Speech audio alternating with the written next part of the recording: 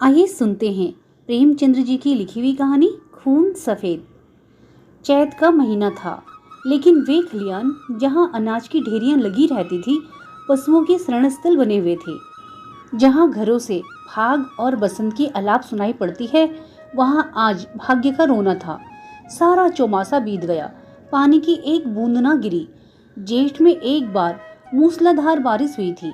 किसान फूले ना समाये, खरीफ की फसल बो दी, लेकिन इंद्रदेव ने अपना सर्वस्व शायद एक ही बार में लुटा दिया था। पौधे उगे, बड़े और सूखे। गोचर भूमि में घास न जमी। बादल आते, घटाएं उमड़ती। ऐसा मालूम होता कि जल थल एक हो जाएगा, परंतु वे आशा की नहीं, दुख की घटाएं थी।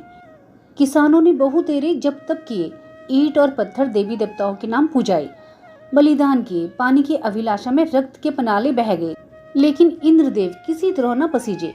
न खेतों में पौधे थे, न गोचरों में घास, न तालाबों में पानी। बड़ी मुसीबत का सामना था। जिधर देखिए धूल उड़ रही थी। दरिद्रता और सुधा पीड़ा के दारुण दृश्य दिखाई देते थे। लोगों ने पहले तो गहने और बर्तन गिरवी रखे और अंत में बेच डाले। फिर जानवरों की बारी आई और अब जीविका का अन्य कोई सहारा ना रहा। तब जन्मभूमि पर जान देने वाले किसान बाल बच्चों को लेकर मजदूरी करने निकल पड़े। अकाल पीड़ितों की सहायता के लिए कहीं कहीं पर सरकार की सहायता से काम खुल गया था। बहुतेरे वहीं जाकर जमे। जहां जिसको सुविधा हुई वह उधर ही निकला। संध्या का समय था। जादू राय थका मांदा आकर बैठ गया और स्त्री से उदास होकर बोला, दरखास्त नामंजूर हो गई। यह कहते कहते वह आंगन में जमीन पर लेट गया। उसका मुख पीला पड़ा था और आते सुकड़ी जा रही थी। आज 2 दिन से उसने दाने की सूरत नहीं देखी। घर में जो कुछ विभूति थी, गहने, कपड़े, बर्तन, भांडे, सब पेट में समा गए। गांव का साहूकार भी पतिव्रत स्त्रियों की भांति आंखें चुराने लगा। केवल तकाबी का सहारा था, उसी के लिए दरख्वास्त दी थी, लेकिन आज वह भी नामंजूर हो गई। आशा का झिलमिलाता हुआ दीपक बुझ गया। देवकी ने पति को करुण दृष्टि से देखा। उसकी आंखों में आंसू उमड़ आए। पति दिन भर का थका मांदा घर आया है, उसे क्या खिलावे। लज्जा के मारे वह हाथ पैर धोने के लिए पानी भी लाई। जब हाथ पैर धोकर आशा भरी चितवन से वह उसकी ओर देखेगा, तब वह उसे क्या खाने को देगी। उसने आज कई दिन से दाने की सूरत नहीं देखी थी, लेकिन इस समय उसे जो दुख हुआ वह सुधा तूर्ता के कष्ट से कहीं गुना अधिक था। स्त्री घर की लक्ष्मी है। घर के प्राणियों को खिलाना पिलाना वह अपना कर्तव्य समझती है, और चाहे यह उसका अन्याय ही क्यों ना हो, लेकिन अपनी दीनहीन दशा पर जो मानसिक वेदना उसे होती है वह पुरुषों को नहीं हो सकती। उसका बच्चा साधु नींद से चौंका और मिठाई के लालच में आकर वह बाप से लिपट गया। इस बच्चे ने आज प्रातःकाल चने की रोटी का एक टुकड़ा खाया था और तब से कई बार उठा और कई बार रोते रोते सो गया। 4 वर्ष का नादान बच्चा। उसे वर्षा और मिठाइयों में कोई संबंध दिखाई नहीं देता। जादू राय ने उसे गोद में उठा लिया, उसकी ओर दुख भरी दृष्टि से देखा। गर्दन झुक गई और हृदय पीड़ा आंखों में ना समा सकी। दूसरे दिन यह परिवार भी घर से बाहर निकला।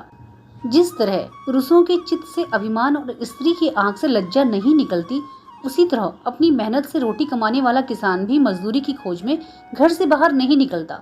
लेकिन हाँ पापी पेट, तू सब कुछ कर सकता है। मान और अभिमान, गालानी और लज्जा, ये सब चमकते हुए तारे तेरी काली घटाओं में छिप जाते हैं। प्रभात का समय था। वे दोनों विपत्ति के सताए घर से निकले। जादू राय ने लड़के को पीठ पर लिया। देवकी ने फटे पुराने कपड़ों की वह गठरी सर पर रखी जिस पर विपत्ति को भी तरस आता। दोनों की आंखें आंसुओं से भरी थी। देवकी रोती थी, जादू राय चुपचाप था। गांव के 2-4 आदमियों से रास्ते में भेंट भी हुई थी, किंतु किसी ने इतना भी ना पूछा कि कहाँ जाते हो। किसी के हृदय में सहानुभूति का वास न था। जब ये लोग लालगंज पहुंचे, उस समय सूर्य ठीक सर पर था। देखा, मीलों तक आदमी ही आदमी दिखाई देते थे, लेकिन हर चेहरे पर दीनता और दुख के चिन्ह झलक रहे थे। बैसाख की जलती हुई धूप थी। आग के झोंके जोर जोर से हरहराते हुए चल रहे थे। ऐसे समय में हड्डियों के अगणित ढांचे, जिनके शरीर पर किसी प्रकार का कपड़ा ना था, मिट्टी खोदने में लगे हुए थे। मानो वह मरघट भूमि थी, जहां मुर्दे अपने हाथों से अपनी कब्रें खोद रहे थे। बूढ़े और जवान, मर्द और बच्चे, सब के सब ऐसे निराश और विवश होकर काम पर लगे हुए थे मानो मृत्यु और भूख उनके सामने बैठी घूर रही है। इस आफत में ना कोई किसी का मित्र था, ना कोई शत्रु। दया, सहृदयता और प्रेम, ये सब मानवीय भाव हैं जिनका कर्ता मनुष्य है। प्रकृति ने हमको केवल एक भाव प्रदान किया है, वह है स्वार्थ। मानवीय भाव बहुधा कपटी मित्रों की भांति हमारा साथ छोड़ देते हैं, पर यह ईश्वरीय प्रदत्त गुण कभी हमारा गला नहीं छोड़ता। 8 दिन बीत गए थे। संध्या समय काम समाप्त हो चुका था। डेरे से कुछ दूर आम का एक बाग था। वहीं एक पेड़ के नीचे जादू राय और देवकी बैठे हुए थे। दोनों ऐसे क्रस हो रहे थे कि उनकी सूरत नहीं पहचानी जाती थी। अब वह स्वाधीन किसान नहीं रहे। समय के हेर फेर से आज दोनों मजदूर बन बैठे हैं। जादू राय ने बच्चे को जमीन पर सुला दिया। उसे कई दिन से बुखार आ रहा था। कमल सा चेहरा मुरझा गया। देवकी ने धीरे से हिलाकर कहा, बेटा आंखें खोलो, देखो सांझ हो गई। साधु ने आंखें खोल दी। बुखार उतर गया था। बोला, क्या हम घर आ गए माँ? घर की याद आ गई। देवकी की आंखें डबडबा आई। उसने कहा, नहीं बेटा, तुम अच्छे हो जाओगे तो घर चलेंगे। उठकर देखो कैसा अच्छा बाग है। साधु माँ के हाथों के सहारे उठा और बोला, माँ मुझे बड़ी भूख लगी है, लेकिन तुम्हारे पास तो कुछ नहीं है, मुझे क्या खाने को दोगी? देवकी के हृदय में चोट लगी, पर धीरज धरकर बोली, नहीं बेटा, तुम्हारे खाने को मेरे पास कुछ है। तुम्हारे दादा पानी लाते हैं, तुम्हें नरम नरम रोटियां अभी बनाए देती हूँ। साधु ने माँ की गोद में सर रख लिया और बोला, माँ मैं ना होता तो तुम्हें इतना दुख तो ना होता। यह कहकर वह फुट फुट कर रोने लगा। यह वही बेसमझ बच्चा है जो 2 सप्ताह पहले मिठाइयों के लिए दुनिया सर पर उठा लेता था। दुख और चिंता ने कैसा अनर्थ कर दिया है। यह विपत्ति का फल है। कितना दुखपूर्ण करुणाजनक व्यापार है। इसी बीच कई आदमी लालटेन लिए हुए वहां आए। फिर गाड़ियां आई। उन पर डेरे और खेमे लदे हुए थे। दम के दम वहां खेमे गड़ गए। सारे बाग में चहल पहल नजर आने लगी। देवकी रोटियां सेक रही थी। साधु धीरे धीरे उठा और आश्चर्य से देखता हुआ एक डेरे के नजदीक जाकर खड़ा हो गया। पादरी मोहनदास खेमे से बाहर निकले तो साधु उन्हें खड़ा दिखाई दिया। उसकी सूरत पर उन्हें तरस आ गया। प्रेम की नदी उमड़ आई। बच्चे को गोद में लेकर खेमे में एक गद्देदार कोच पर बिठा दिया और तब उसे बिस्किट और केले खाने को दिए। लड़के ने अपनी जिंदगी में इन स्वादिष्ट चीजों को कभी ना देखा था। बुखार की बेचैन करने वाली भूख अलग मार रही थी। उसने खूब मन भर खाया और तब कृतज्ञ नेत्रों से देखते हुए पादरी साहब के पास जाकर बोला, तुम हमको रोज ऐसी चीजें खिलाओगे? पादरी साहब इस भोलेपन पर मुस्कुरा के बोले, मेरे पास इससे भी अच्छी अच्छी चीजें हैं। इस पर साधु राय ने कहा, अब मैं रोज तुम्हारे पास आऊंगा। माँ के पास ऐसी अच्छी चीजें कहाँ, वह तो मुझे चने की रोटियां खिलाती है। उधर देवकी ने रोटियां बनाई और साधु को पुकारने लगी। साधु ने माँ के पास जाकर कहा, मुझे साहब ने अच्छी अच्छी चीजें खाने को दी हैं। साहब बड़े अच्छे हैं। देवकी ने कहा, मैंने तुम्हारे लिए नरम नरम रोटियां बनाई हैं, आओ तुम्हें खिलाऊं। साधु बोला, अब मैं ना खाऊंगा। साहब कहते थे कि मैं तुम्हें रोज अच्छी अच्छी चीजें खिलाऊंगा। मैं अब उनके पास रहा करूंगा। माँ ने समझा कि लड़का हंसी कर रहा है। उसे छाती से लगाकर बोली, क्यों बेटा, हमको भूल जाओगे? देखो मैं तुम्हें कितना प्यार करती हूँ। साधु तुतलाकर बोला, तुम तो रोज मुझे चने की रोटियां दिया करती हो, तुम्हारे पास तो कुछ नहीं है। साहब मुझे केला और आम खिलावेंगे। यह कहकर वह फिर खेमे की ओर भागा और रात को वहीं सो रहा। पादरी मोहनदास का पड़ाव वहां 3 दिन रहा। साधु दिन भर उन्हीं के पास रहता। साहब ने उसे मीठी दवाइयां दी। उसका बुखार जाता रहा। वह भोले भाले किसान यह देखकर साहब को आशीर्वाद देने लगे। लड़का भला चंगा हो गया और आराम से है। साहब को परमात्मा सुखी रखे। उन्होंने बच्चे की जान रख ली। चौथे दिन रात को ही वहां से पादरी साहब ने कूच किया। सुबह को जब देवकी उठी तो साधु को वहां ना पाया। उसने समझा कहीं टपके ढूंढने गया होगा, किंतु थोड़ी देर देखकर उसने जादू राय से कहा, लल्लू यहाँ नहीं है। उसने भी यही कहा, यही कहीं टपके ढूंढता होगा। लेकिन जब सूरज निकल आया और काम पर चलने का वक्त हुआ तब जादू राय को कुछ सेंस हुआ। उसने कहा, तुम यहीं बैठी रहना, मैं अभी उसे लिए आता हूँ। जादू राय ने आसपास के सब बागों को छान डाला और अंत में जब 10 बज गए तो निराश लौट आया। साधु ना मिला। यह देखकर देवकी डांडे मारकर रोने लगी। फिर दोनों अपने लाल की तलाश में निकले। अनेक विचार चित्त में आने लगे। देवकी को पूरा विश्वास था कि साहब ने उस पर कोई मंत्र डालकर वश में कर लिया, लेकिन जादू को इस कल्पना के मान लेने में कुछ संदेह था। बच्चा इतनी दूर अनजाने रास्ते पर अकेला नहीं जा सकता। फिर दोनों गाड़ी के पहियों और घोड़े के टापों के निशान देखते चले जाते थे, यहाँ तक कि वे एक सड़क पर आ पहुंचे। वहां गाड़ी के बहुत से निशान थे। उस विशेष लिक की पहचान ना हो सकती थी। घोड़े के टाप भी एक झाड़ी की तरफ जाकर गायब हो गए। आशा का सहारा टूट गया। दोपहर हो गई। दोनों धूप के मारे बेचैन और निराशा से पागल हो रहे थे। वहीं एक वृक्ष की छाया में बैठ गए। देवकी विलाप करने लगी। जादू राय ने उसे समझाना शुरू किया। जब जरा धूप की तेजी कम हुई तो दोनों फिर आगे चले, किंतु अब आशा की जगह निराशा साथ थी। घोड़ों के टापों के साथ उम्मीद का धुंधला निशान गायब हो गया था। शाम हो गई। इधर उधर गाय बैलों के झुंड निर्जीव से पड़े दिखाई देते थे। यह दोनों दुखिया हिम्मत हार कर एक पेड़ के नीचे टिक रहे। उसी वृक्ष पर मैना का एक जोड़ा बसेरे लिया था। उनका नन्हा सा सावक आज ही एक शिकारी के जुंगल में फंस गया था। दोनों दिन भर उसे खोजते रहे। इस समय निराश होकर बैठे रहे। देवकी और जादू को अभी तक आशा की झलक दिखाई देती थी, इसलिए वे बेचैन थे। 3 दिन तक ये दोनों खोए हुए लाल की तलाश करते रहे। दाने से भेंट नहीं। प्यास से बेचैन होते तो 2-4 घूंट पानी गले से नीचे उतार लेते। आशा की जगह निराशा का सहारा था। दुख और करुणा के सिवाय और कोई वस्तु नहीं। किसी बच्चे के पैरों के निशान दिखते तो उनके दिलों में आशा और भय की लहरें उठने लगती थी, लेकिन प्रत्येक पग उन्हें अभिष्ट स्थान से दूर लिए जाता था। इस घटना को 14 वर्ष बीत गए। इन 14 वर्षों में सारी काया पलट गई। चारों ओर राम राज्य दिखाई देने लगा। इंद्रदेव ने कभी उस तरह अपनी निर्दयता ना दिखाई और ना ही जमीन ने। उमड़ी हुई नदियों की तरह अनाज की ढकियां भर चली। उजड़े हुए गांव बस गए। मजदूर किसान बन बैठे और किसान जायदाद की तलाश में नजरें दौड़ाने लगे। वही चैत के दिन थे। खलियानों में अनाज के पहाड़ खड़े थे। भाट और भिखमंगे किसानों की बढ़ती के तराने गा रहे थे। सुनारों के दरवाजे पर सारे दिन और आधी रात तक ग्राहकों का जमघट बना रहता था। दर्जी को सिर उठाने की फुर्सत ना थी। इधर उधर दरवाजों पर घोड़े हिनहिना रहे थे। देवी के पुजारियों को अजीर्ण हो रहा था। जादू राय के दिन भी फिरे।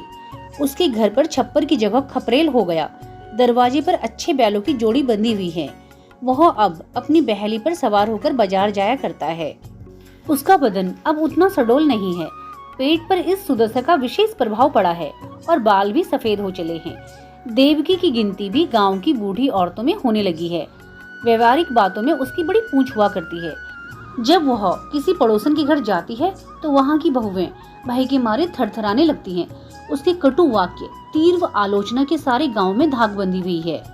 महीन कपड़े अब उसे अच्छे नहीं लगते, लेकिन गहनों के बारे में वह उतनी उदासीन नहीं है। उसके जीवन का दूसरा भाग इससे कम उज्जवल नहीं। उनकी 2 संतानें हैं। लड़का माधो सिंह अब खेती बाड़ी के काम में बाप की मदद करता है। लड़की का नाम शिवगौरी है। वह भी माँ को चक्की पीसने में सहायता करती है और खूब गाती है। बर्तन धोना उसे पसंद नहीं, लेकिन चौका लगाने में निपुण है। गुड़ियों के ब्याह करने से उसका जी नहीं भरता। आए दिन गुड़ियों के विवाह होते रहते हैं। हाँ, उनमें किफायत का पूरा ध्यान रहता है। खोए हुए साधों की याद अभी तक बाकी है। उसकी चर्चा नित्य हुआ करती है और कभी बिना रुलाए नहीं रहती। देवकी कभी कभी सारे दिन उस लाडले बेटे की सुध में अधीर रहा करती है। सांझ हो गई थी। बैल दिन भर के थके मांदे सिर झुकाए चले आते थे। पुजारी ने ठाकुर द्वार में घंटा बजाना शुरू किया। आजकल फसल के दिन है, रोज पूजा होती है। जादू राय खाट पर बैठे नारियल पी रहे थे। शिवगौरी रास्ते में खड़ी उन बैलों को कोस रही थी जो उसके भूमिस्थ विशाल भवन का निरादर करके उसे रौंदते चले जाते थे। घड़ियाल और घंटे की आवाज सुनते ही जादू राय भगवान का चरणामृत लेने के लिए उठे ही थे कि उन्हें अकस्मात एक नवयुवक दिखाई पड़ा जो भूखते हुए कुत्तों को धुतकारता बाईसाइकिल को आगे बढ़ाता हुआ चला आ रहा था। उसने उनके चरणों पर अपना सर रख दिया। जादू राय ने गौर से देखा और तब दोनों एक दूसरे से लिपट गए। माधो भौचक होकर बाईसाइकिल को देखने लगा। शिवगौरी रोती हुई घर में भागी और देवकी से बोली, दादा को साहब ने पकड़ लिया है। देवकी घबराई हुई बाहर आई। साधु उसे देखते ही उसके पैरों पर गिर पड़ा। देवकी लड़के को छाती से लगाकर रोने लगी। गांव में मर्द, औरतें और बच्चे सब जमा हो गए। मेला सा लग गया। साधु ने अपने माता पिता से कहा, मुझ अभागे से जो कुछ अपराध हुआ उसे क्षमा कीजिए। मैंने अपनी नादानी से स्वयं बहुत कष्ट उठाए और आप लोगों को भी दुख दिया, लेकिन अब मुझे अपनी गोद में लीजिए। देवकी ने रोकर कहा, जब तुम हमको छोड़कर भागे थे तो हम लोग तुम्हें 3 दिन बेदाना पानी ढूंढते रहे, पर जब निराश हो गए तब अपने भाग्य को रोकर बैठे रहे। तब से आज तक ऐसा दिन ना गया होगा कि तुम्हारी सुधि ना आई हो। रोते रोते एक युग बीत गया। अब तुमने खबर ली है। बताओ बेटा, उस दिन तुम कैसे भागे और कहाँ जाकर रहे? साधु ने लज्जित होकर उत्तर दिया, माताजी, अपना हाल क्या कहूँ। मैं पहर रात रहे आपके पास से उठकर भागा। पादरी साहब के पड़ाव का पता शाम को ही पूछ लिया था। बस पूछता हुआ दोपहर को उनके पास पहुंच गया। साहब ने मुझे पहले बहुत समझाया कि अपने घर लौट जाओ, लेकिन जब मैं किसी तरह ना माना तो उन्होंने मुझे पूना भेज दिया। मेरी तरह वहाँ सैकड़ों लड़के थे। वहाँ बिस्किट और नारंगियों का भला क्या जिक्र। जब मुझे आप लोगों की याद आती मैं अक्सर रोया करता, मगर बचपन की उम्र थी, धीरे धीरे उन्हीं लोगों में हिल मिल गया। जब से कुछ होश हुआ है और अपना प्रयास समझने लगा हूँ, तब से अपनी नादानी पर हाथ मलता रहा हूँ। रात दिन आप लोगों की रट लगी हुई थी। आज आप लोगों के आशीर्वाद से यह शुभ दिन देखने को मिला। दूसरे में बहुत दिन काटे, बहुत दिनों तक अनाथ रहा। अब मुझे अपनी सेवा में रखिए, मुझे अपनी गोद में लीजिए। मैं प्रेम का भूखा हूँ। बरसों से मुझे जो सौभाग्य नहीं मिला वह अब दीजिए। गांव के बहुत से बूढ़े जमा थे। उनमें से जगत सिंह बोले, तो क्यों बेटा, तुम इतने दिनों तक पादरियों के साथ रहे? उन्होंने तुमको भी पादरी बना लिया होगा। साधु ने सिर झुकाकर कहा, जी हाँ, यह तो उनका दस्तूर ही है।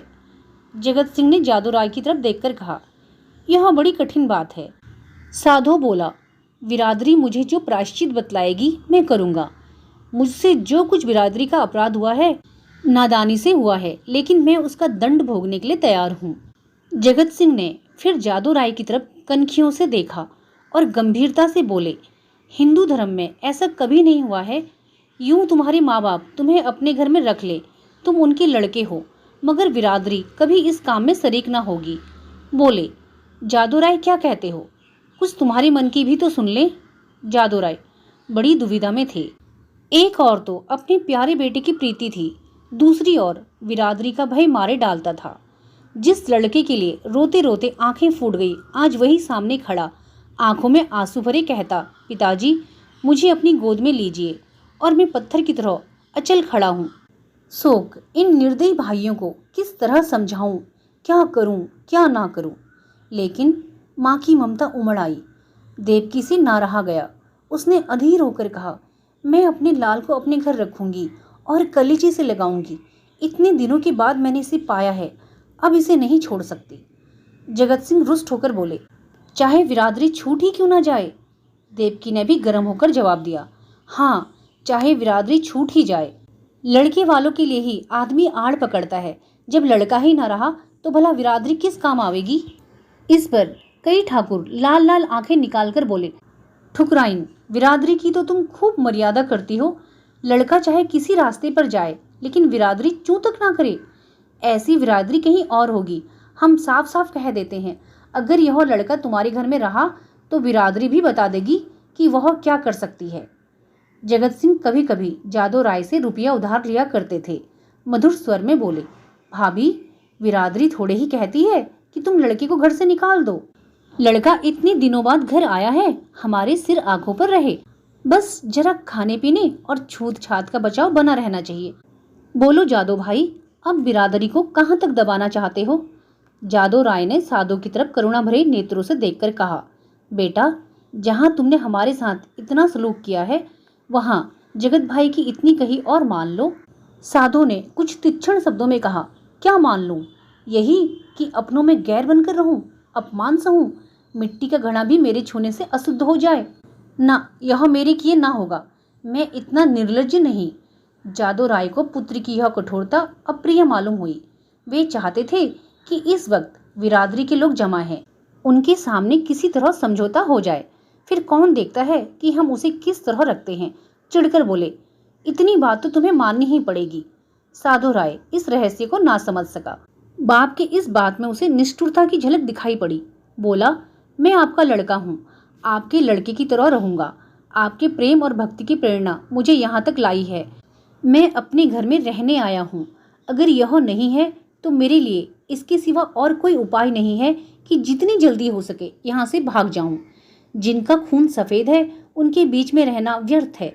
देवकी ने रोकर कहा, लल्लू, मैं तुम्हें अब ना जाने दूंगी। साधु की आंखें भर आई, पर मुस्कुराकर बोला, मैं तो तेरी थाली में खाऊंगा। देवकी ने उसे ममता और प्रेम की दृष्टि से देखकर कहा, मैंने तो तुझे छाती से दूध पिलाया है, तू मेरी थाली में खाएगा तो क्या? मेरा बेटा ही तो है, कोई और तो नहीं हो गया। साधु इन बातों को सुनकर मतवाला हो गया। इनमें कितना स्नेह, कितना अपनापन था। बोला, माँ, आया तो मैं इसी इरादे से था कि अब कहीं ना जाऊंगा, लेकिन बिरादरी ने मेरे कारण यदि तुम्हें जाति से निकाल दिया तो मुझसे यह ना सहा जाएगा। मुझसे इन गवारों का कोरा अभिमान ना देखा जाएगा। इसलिए इस वक्त मुझे जाने दो। जब मुझे अवसर मिलेगा तो तुम्हें देख जाया करूंगा। तुम्हारा प्रेम मेरे चित्त से नहीं जा सकता, लेकिन यह असंभव है कि मैं इस घर में रहूं और अलग खाना खाऊं, अलग बैठूं। इसके लिए मुझे क्षमा करना। देवकी घर से पानी लाई। साधो हाथ मुंह धोने लगा। शिव गौरी ने माँ का इशारा पाया तो डरते डरते साधो के पास गई। साधो ने आदरपूर्वक दंडवत की। साधो ने पहले उन दोनों को आश्चर्य से देखा, फिर अपनी माँ को मुस्कुराते देखकर समझ गया। दोनों लड़कों को छाती से लगा लिया और तीनों भाई बहन प्रेम से हंसने लगे। माँ खड़ी यह दृश्य देखती थी और उमंग से फूली ना समाती थी। जलपान करके साधु ने बाईसाइकिल संभाली और माँ बाप के सामने सिर झुकाकर चल खड़ा हुआ। वही जहाँ से तंग होकर आया था, उसी क्षेत्र में जहाँ कोई अपना ना था। देवकी फुट फुट कर रो रही थी और जादू राय आंखों में आंसू भरे हृदय से एक ऐठन सी अनुभव करता हुआ सोचता था, हाय मेरे लाल, तू मुझसे अलग हुआ जाता है। ऐसा योग्य और होनहार लड़का हाथ से निकला जाता है, और केवल इसलिए कि अब हमारा खून सफ़ेद हो गया है।